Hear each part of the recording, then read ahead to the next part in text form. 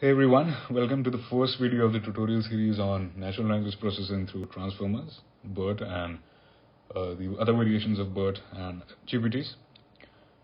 In this video, we'll be discussing about the requirement of transformers, right? Because, of course, if you're coming up with a new model, there has to be certain sort of issues with the earlier model. That's why you are coming up with the new model, right? So, obviously, when you are coming up with a new model, there must have been certain sort of limitations of the previous model, or if you want to call it, let's call it architecture. So, and you try to overcome these shortcomings in the new model, and of course nothing is perfect, so you try to overcome the shortcomings, and then you get some new shortcomings, right? So hence you go on to a new architecture, right? In this video, we'll be discussing about the problems of traditional sequence-to-sequence models and what was the need of bringing such an architecture. And in the later videos, we'll be looking at the nitty-gritty details of the mathematics of transformers, but let's focus our attention on, let's focus entirely on understanding the problem statement in this particular video. For the purpose of the video, I have taken the blog from written by Pratik Joshi, and all credits to him. I'll be providing the link of this blog in the description of the video. Okay. Before getting into the problems of sequence-to-sequence model, let's have a look at a problem statement, right? Best way to understand something. Let's have a look at this paragraph. Now, for the people who don't know, including myself, Griezmann is the name of a popular football player. Okay, so the paragraph states Griezmann's announcement comes as a bit of a shock. Okay, so you get the context that this person is a footballer. Okay, this is a name. Okay, this is a name. Later in the paragraph, when the word Frenchman comes in, we as human beings can easily understand that the word Frenchman is related to this word Griezmann. Okay, it's related to it. Even the word his has a relation to Griezmann as well as Frenchman. So whenever you are reading the statement and you are coming across the word his, Frenchman, the famous football player, if it was there, then you straight away know that it's all referring to Griezmann. Okay, so this sort of relation within the words is something important to capture. Okay, and this is one of the major problems in natural language processing problems. Okay. So now, when you know what the problem statement is, let's see how sequence-to-sequence models were dealing with a certain problem. Okay, so I'll be assuming that you have an idea of word representations like bag of words, word to vec, TF-IDF, weighted vec, and the weighted sum of these two. Okay, so there are various representations out there. Now, another problem that I must tell you that word to vec embeddings generally don't consider the context of the words.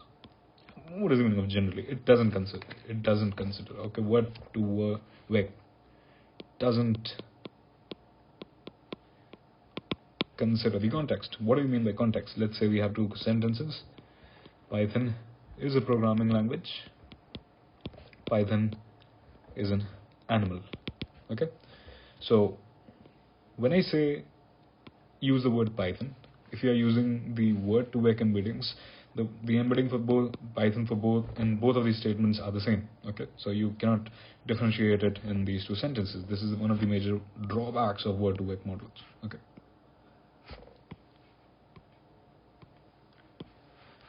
drawbacks. Okay, so now let's have a look at how sequence-to-sequence model works.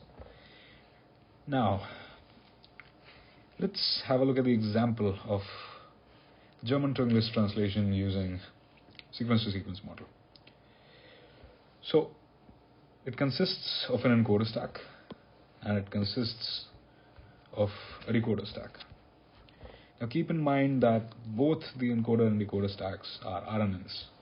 And what does this C refers to? It refers to the context vector.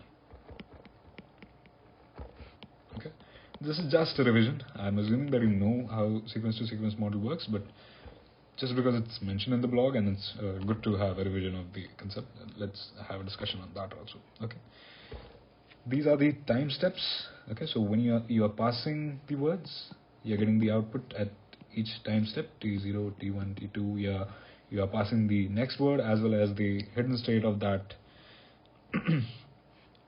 The hidden state is also being passed. Okay, and finally you pass the context vector to the decoder, and the decoder gives you the output sentence in English. Okay, also we will be discussing what attention mechanism is in the future videos. That's why I'm not going too much deep into this particular word. We'll be dealing with self-attention and multi-head attention in the next videos, so that's why let's reserve this discussion for the next videos. Okay, so what are the challenges? This is the main crux of this video. Why do we need a new architecture called transformers, and this attention is all you need research paper is there for this? What are the challenges? RNNs or any other structures, right, which sequence-to-sequence model uses, they are having a problem when you are dealing with long-range dependencies. Okay, so if you have long paragraphs, let's say you are passing a paragraph of more than 300 words, 400 words, then the sequence-to-sequence models are having a problem in dealing with that. And also because you are passing the problem sequentially, like you're passing the first one, then the second one, then the hidden state, and the third one. Similarly, in the decoder stack also, that is something that is not done in parallel. You're waiting. Okay, it's in sequence. That's why the name. So these are the two challenges, okay, that are covered up by transformers. Okay, so when we use transform, let's have a look at the architecture. We'll be dealing about the details of this architecture in the next video. So when you are passing, okay, your inputs over here, as you can see, you pass all the inputs out at once.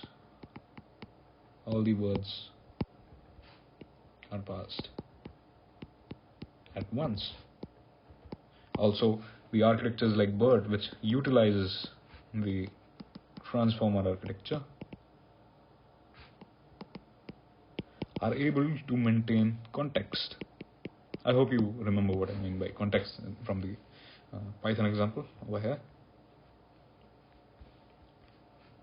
Okay, from here. So I hope you get a feeling of what I mean by when I say that the BERT embeddings, when you get the use transformers architecture, and there you can have a sense of context. Okay, so here you are passing all the inputs together. Okay, and how we maintain the sequential information of words, I'll be doing a separate video on this topic called positional encoding. Okay, so we will end this video here, and I think the particular motive of the video is pretty clear now, and I hope you understand what are the challenges with the traditional sequence-to-sequence models and what was the need of coming up with the transformers architecture. Okay, see you in the next video.